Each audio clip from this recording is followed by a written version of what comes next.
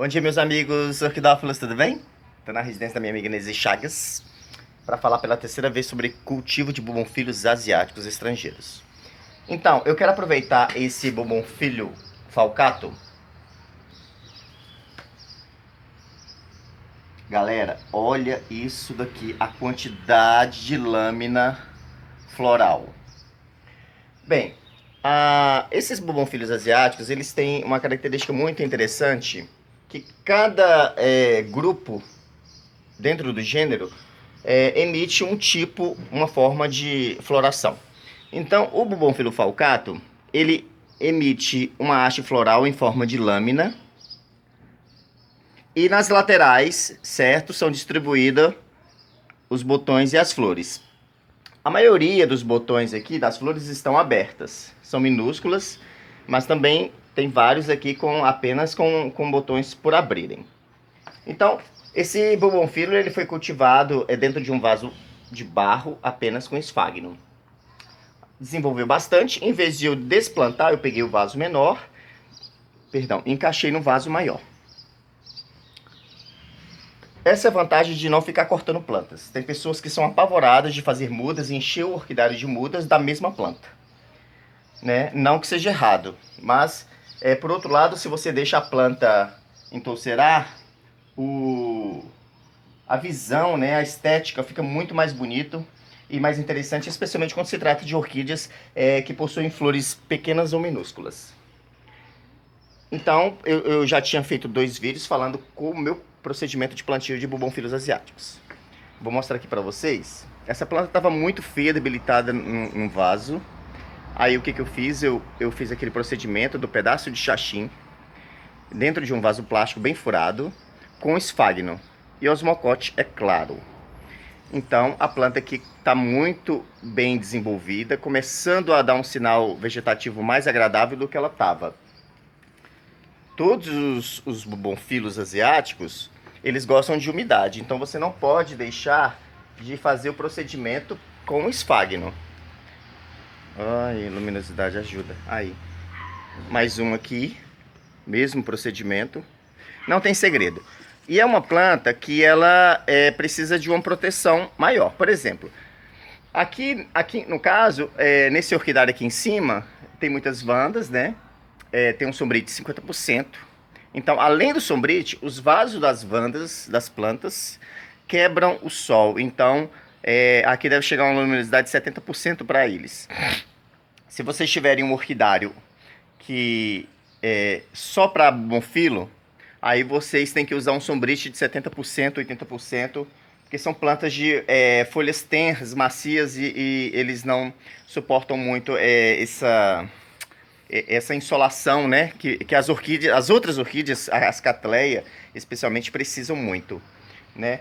Aqui, por exemplo, ó, eu trouxe esse epidendro para cá, Popax.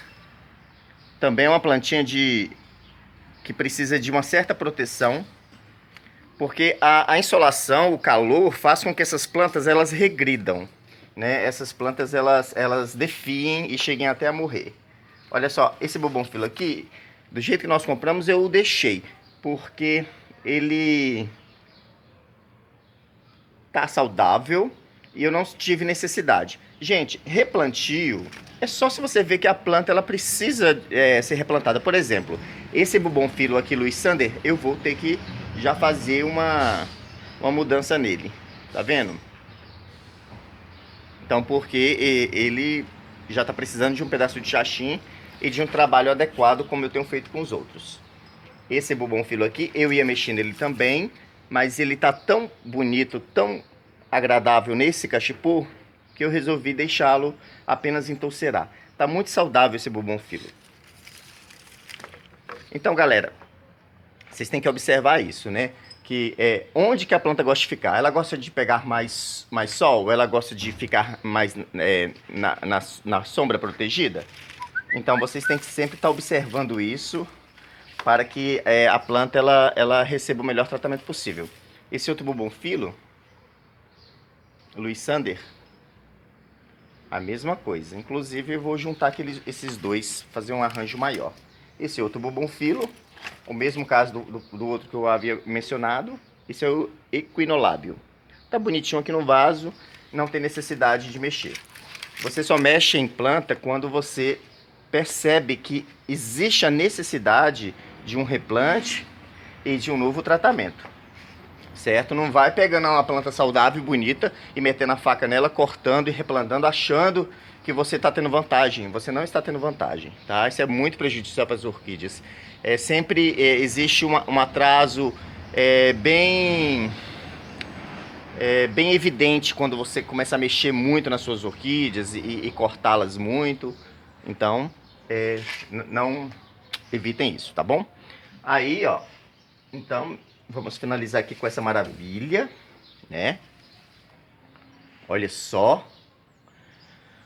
Uma das vantagens de você deixar a planta entorcerar é essa, certo? Agora eu vou falar para vocês sobre ácaro. Eu já havia falado antes. Eu só quero mostrar para vocês o que ácaro é capaz de fazer com a planta. Esse angreco, ó, olha o estado desse angreco.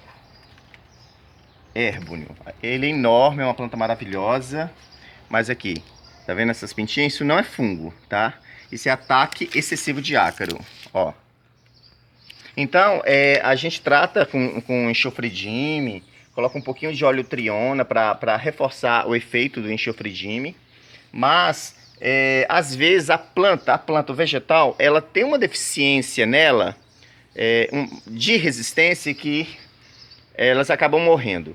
Então, às vezes, uma pessoa tem o mesmo problema em casa, tratou e a planta se recuperou.